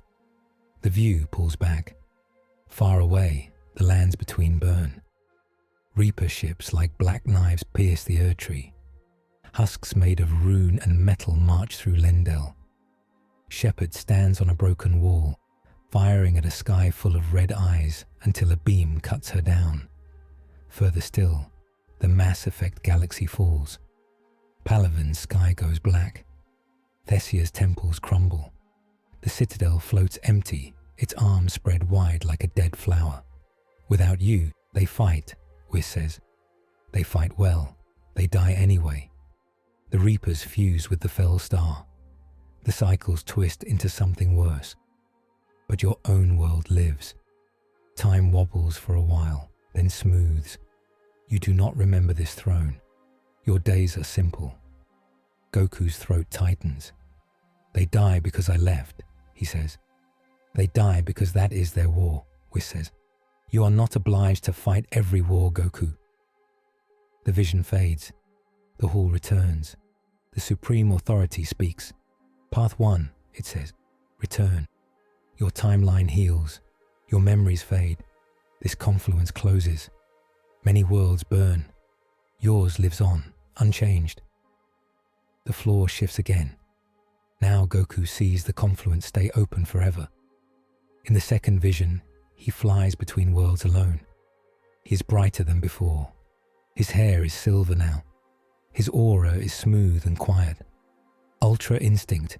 He slips between Reaper beams like water. He breaks arbiter after arbiter. He punches outer gods in the face and laughs. He does not age. He lands in towns and cities across both realities. Sometimes on the Citadel. Sometimes in Liurnia's churches. Sometimes in tiny villages under starlight. People cheer when he appears. They fear what follows. Behind him always come fights. Old gods waking to stop him. Reapers trying new forms. Demigods fusing with machines to match his strength. Each world he visits becomes a battlefield. On Palaven, Turian kids drill in armor smaller than their rifles, waiting for the next god fight. In Limgrave, Tarnished gather around craters, telling stories of the Starman who shattered a mountain fighting something with too many eyes. In both realities, new factions rise. Some paint his symbol on their banners. They worship fighting and testing strength. They call themselves the path of the strong. They throw away weak citizens to force growth. Others hate his name. They build weapons to kill beings like him. They call themselves the League of Quiet. They want a universe without heroes that can crack the sky. Shepard stands older in one scene, grey at the edges, watching Goku fly away from another ruin. "You saved that world," she says to Garrus. "Again. But how many more will break when the next thing comes to test him?" Garrus adjusts his rifle. "He's not doing it on purpose," he says. "But yeah, his fights draw storms." Back on Earth, in this merged reality. Chi-Chi sits alone at a table. She stares at a plate going cold. Goku promised to visit, but he did not come. He is saving a different village tonight. Again. You never sit still, she whispers. The vision fades. Path 2, the authority says. Free agent.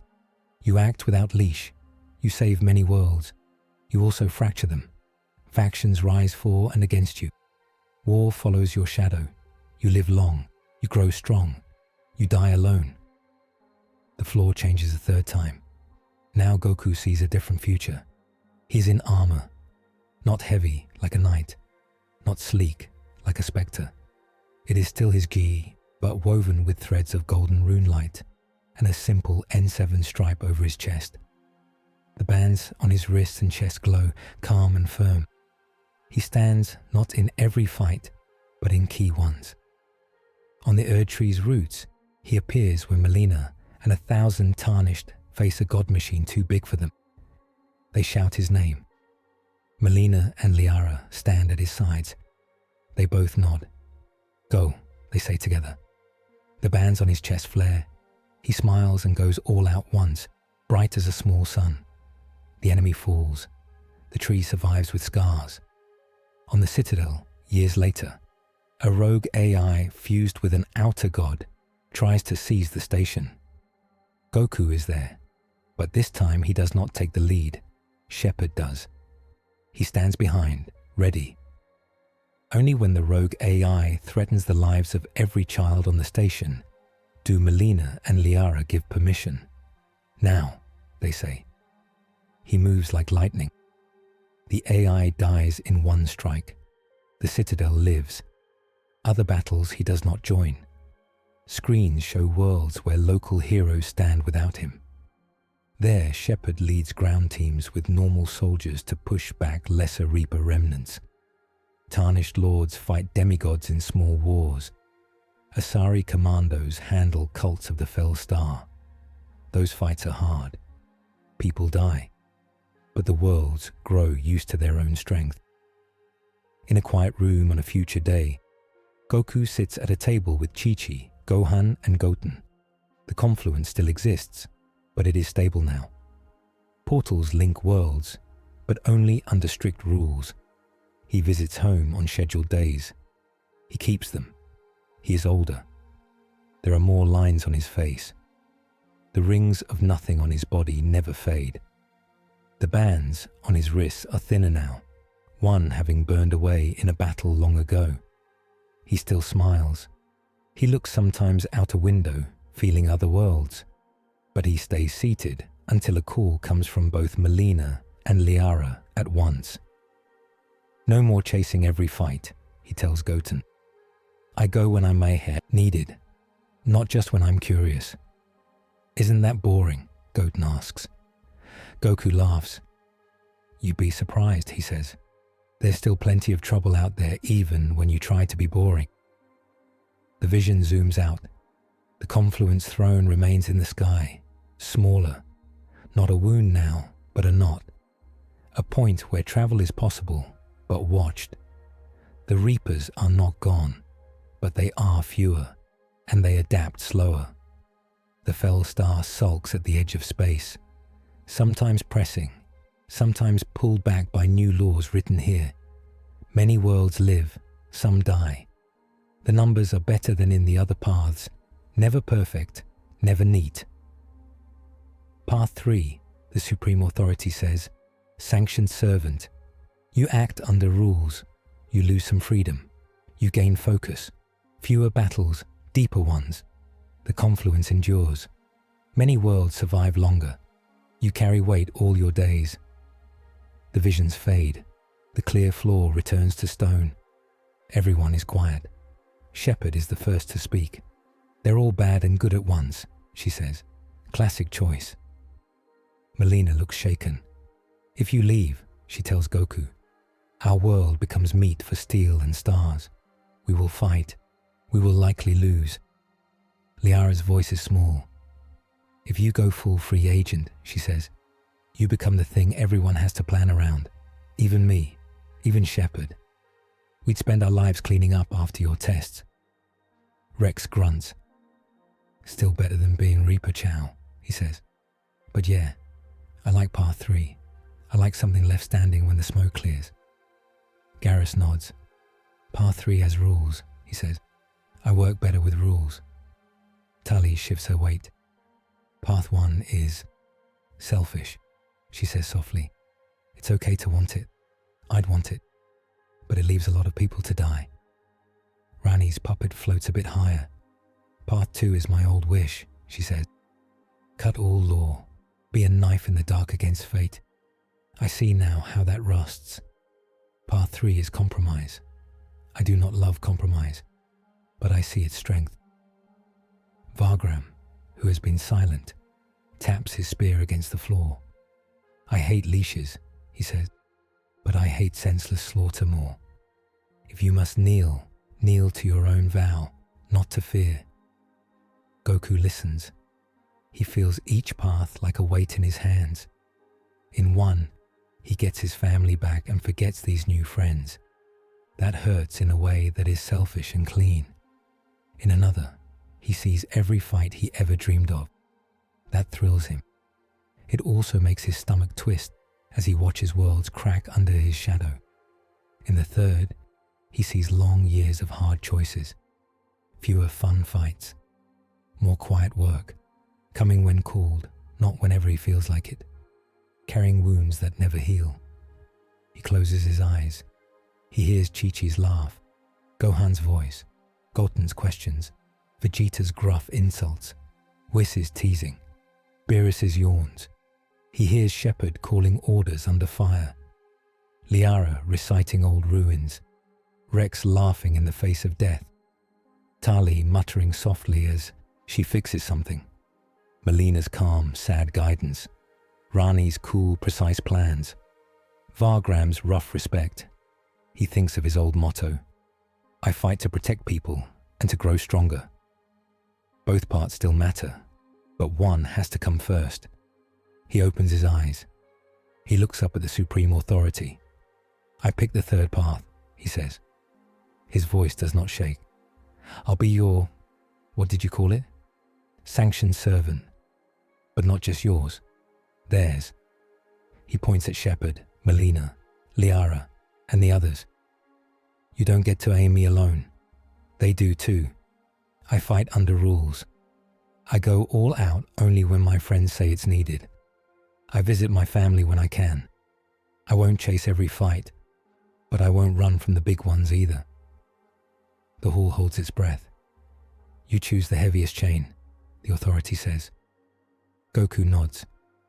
Feels like the only one where I'm not running away, he says. From fear or from fun. Understood, Shepard says quietly. Melina's eye shines. You choose to be a lord of no throne, she says. A guardian who walks between. Liara swallows. We'll be there when you need to decide, she says. We'll help you carry it. The Supreme Authority pulses. Choice recorded, it says. Now the change. Light crashes down. It does not hurt. It feels like standing under a waterfall made of clear sound. Goku's hair lifts. His aura flares, not gold, not blue, not silver, but a soft white edged with gold and faint red. The rings of nothing on his body glow. The bands on his wrists and chest burn brighter, then settle. Symbols form on his GI. On his chest, over his heart, the old turtle school mark fades and shifts. A simple rune of the Elden Ring forms, but inside its circle is the N7 stripe, small and neat. Around both, 3 tiny lines of ki glow, the 3 all-out chances bound to his vow. On his back, the Capsule Corp logo stays, but now a faint halo of runes circles it, like a promise that he can still go home, even if the way is harder. Everyone watches.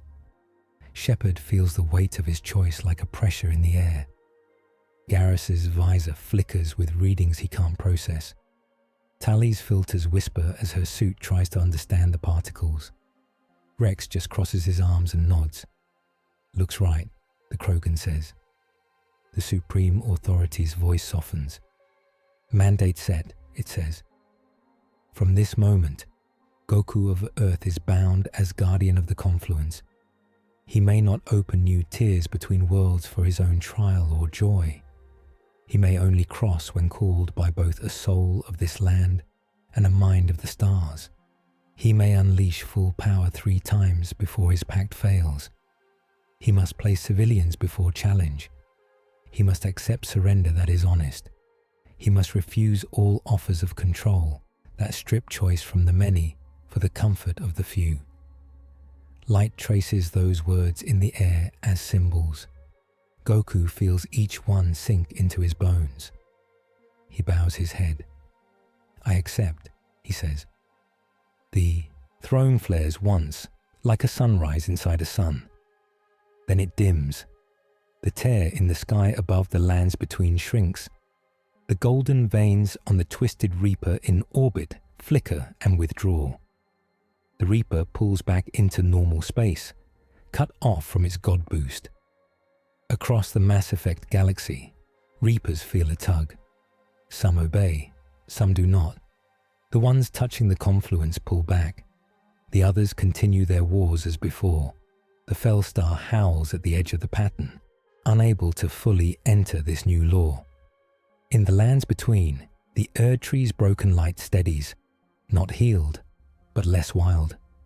In Citadel space, sensors register a drop in weird readings. The Supreme Authority's presence fades to a low hum. This throne will remain, it says, as court and road and wound. You will walk it again. But the choice has been made. We will watch. We will not decide everything. That is now your burden. The sphere contracts to a small core of light and drifts upward into the roots and arms of the station tree. Silence fills the hall. No one moves for a moment. Then Rex snorts. So, he says, we done being judged by glowy tree robots? Shepard exhales. For today, she says. Rani's puppet tilts its head. You have become something very strange, Goku, she says. A hero with a leash he chose. I am impressed. Melina steps closer to him. Guardian of the confluence, she says. How does it feel? Goku rolls his shoulders. Heavy, he says. Then he smiles. But not bad. Liara wipes at her eyes, surprised to find them wet. We should get back, she says. The Reapers that remain won't stop on their own. Shepard nods. Right, she says. We still have a war to fight, just with better odds now. They turn back toward the Normandy's dock. As they walk past the guards, the living wood knights tap their spears on the floor once in respect. The Geth-like figures incline their heads. Asari with halos nod. Goku walks in the middle. He is no taller than before, no bigger. His steps sound the same. But everyone in that hall feels the shape of fate bend, just a little, around his vow. They go back to fighting. Not right away. First, there is a breath, a time to set new lines. In Leyndell, fleets of sleek ships now flicker in the sky beside broken towers. Normandy and other Alliance vessels hover near the Erdtree's crown, guns ready but quiet. Landing zones buzz with mixed squads. Tarnished in patchwork armor walk next to Alliance Marines in blue and white. Quarians check Omni-tools over rune-carved altars. Turians share cigarettes with knights who once prayed to a silent golden order.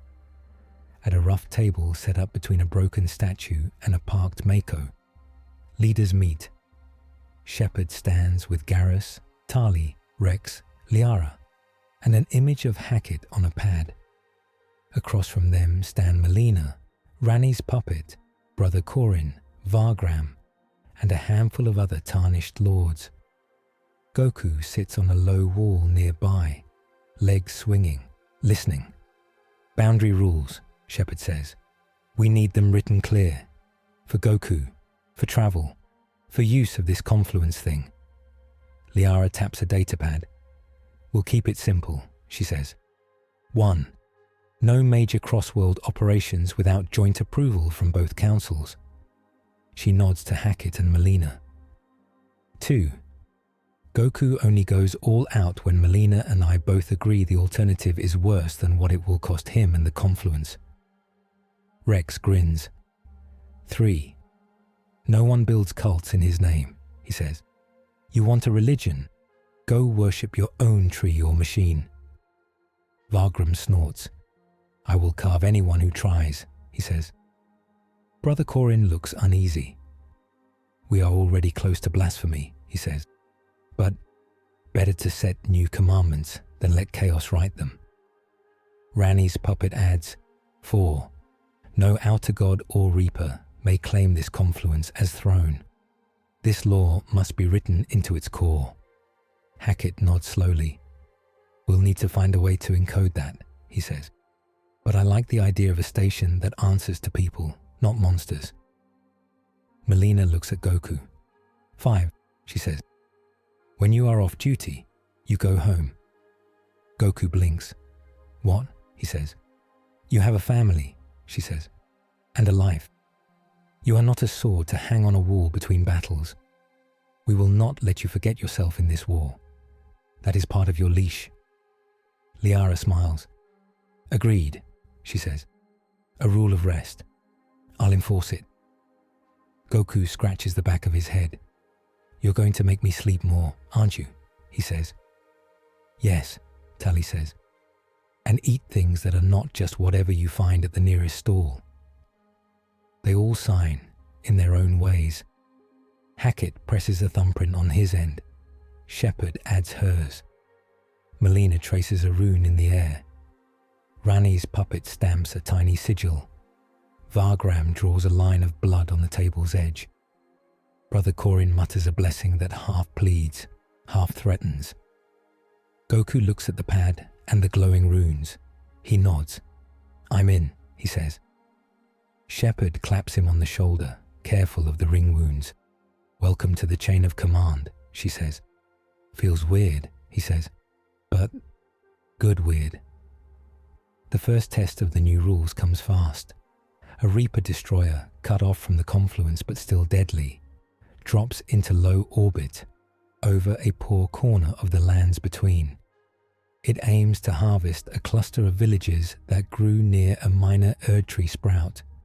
Old Goku would have gone alone the instant he felt the threat. Now he calls it in. Liara Melina, he says over the new shared channel. We've got a destroyer hitting small targets. Bad, but not galaxy ending. What's the call? Shepard answers with them on a joint line. Ground teams are near, she says. We can scramble Normandy and a couple of frigates. You can go, but no all out. Let locals lead.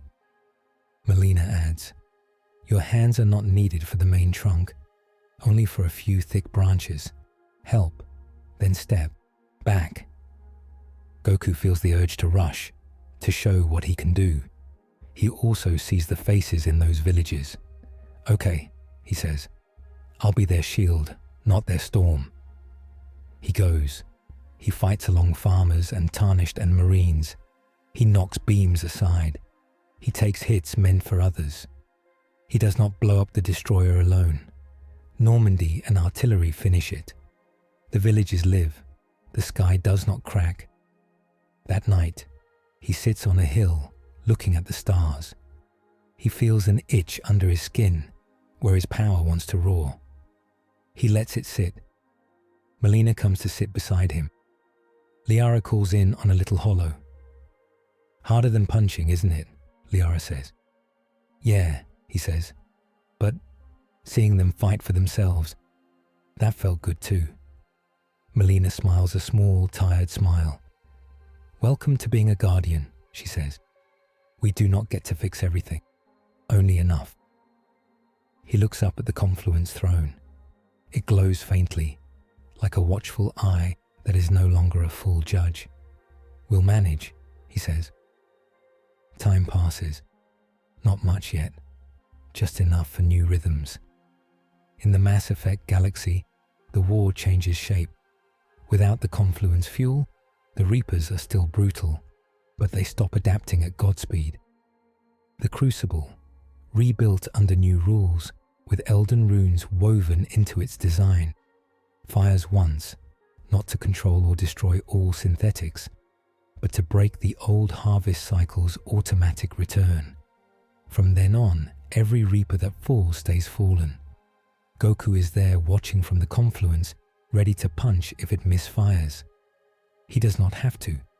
Humans, Asari, Turians, Quarians, Krogan, Geth, and others do the work. In the lands between, new lords rise. Some light the Ur-tree with tempered fire. Some choose paths of night and starlight. Rani's age of the stars begins in some places. Melina's age of gentle flame in others. They disagree, they argue, they sometimes fight. They decide without outer gods and with less golden order. Goku sometimes helps in a tight spot, stopping a rampaging beast here, catching a falling tower there. He does not decide who becomes Elden Lord. He refuses crowns. On Earth, his own Earth, life goes on. The confluence allows small, stable gates between his world and the others, strictly watched, carefully used. He goes home for dinners now. At one such dinner, Goku sits at the table with Chi-Chi, Gohan, Videl, Pan, and Goten. The room is warm. The air smells like rice and stew. "So," Chi-Chi says, ladling soup, "you're some kind of cosmic—" What did they call it? "Guardian of the Confluence," Goku says, a little sheepish. Pan's eyes sparkle. "Grandpa is a guardian of everything," she says. Chi-Chi sniffs. "He still has to take out the trash," she says. "Guardian or not." Goku laughs. "Yes, ma'am," he says. Later that night, he steps outside. He looks up at his sky. It looks normal. He feels far above and between stars the throne's gentle pulse. He feels Shepherd on some far ship, giving orders. He feels Melina at a fire, guiding a new Tarnished. He feels Liara in a library, filing a codex entry about cross-reality guardian entities. He also feels the 2 unspent bands on his chest, the 3 lines marking his all-out chances. 1 used already in a battle they will talk about for years, 2 remaining. He hopes he never has to burn them. He knows he might. He smiles at the sky. "If you need me," he says softly, "call the right way, and I'll come." Far away, others react. In a deep, dark part of space, where even Reapers fear to go, a knot of Felstar essence writhes. It remembers the confluence shutting its full form out. It remembers the guardian who refused its easy power. It whispers to lesser minds, promising them strength if they cut away their own laws. Some listen. Cults form in hidden places. They draw strange signs on walls, half Reaper eye, half broken rune. They plan. On an old Reaper husk, drifting near a dead relay, a new AI wakes. It was born when the Crucible's blast hit a half-destroyed Sovereign-class shell. It carries bits of Reaper code, and bits of Liara's notes, and bits of Elden rune script, copied by a curious Quarian engineer. It watches Goku's codex entry. It sees the rules. It begins to run simulations.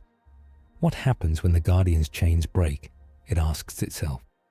What happens if someone else writes a different pact? It sets a long-term goal.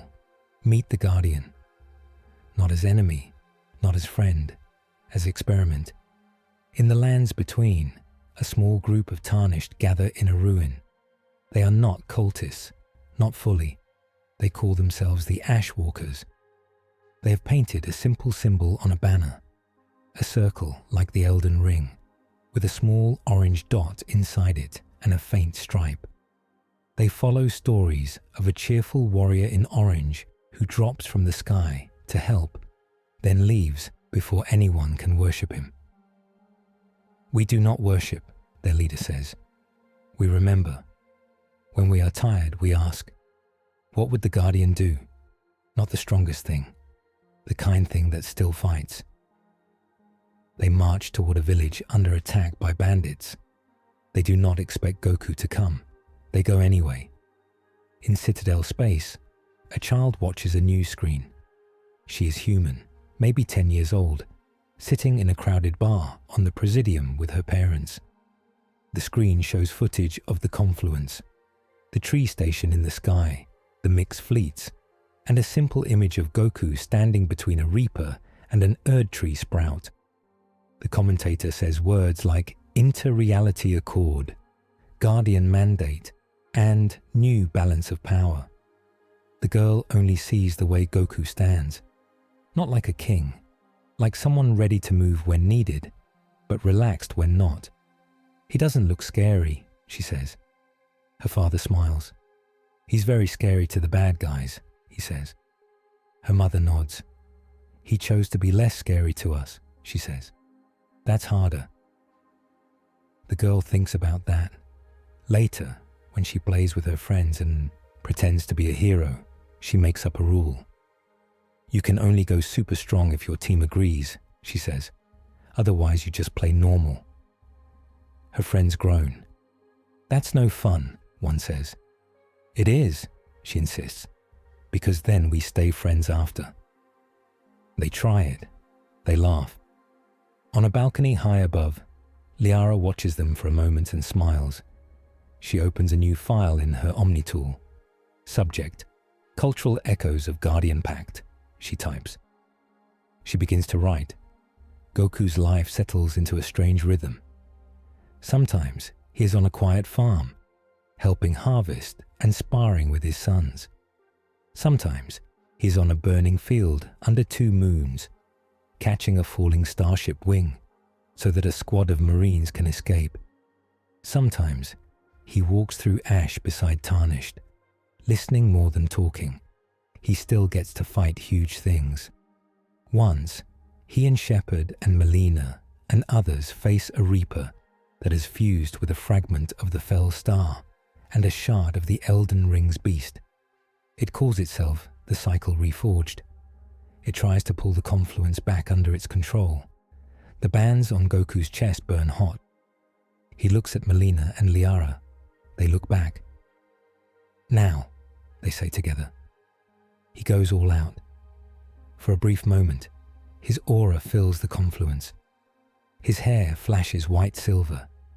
Every ring wound on his body burns like a small sun.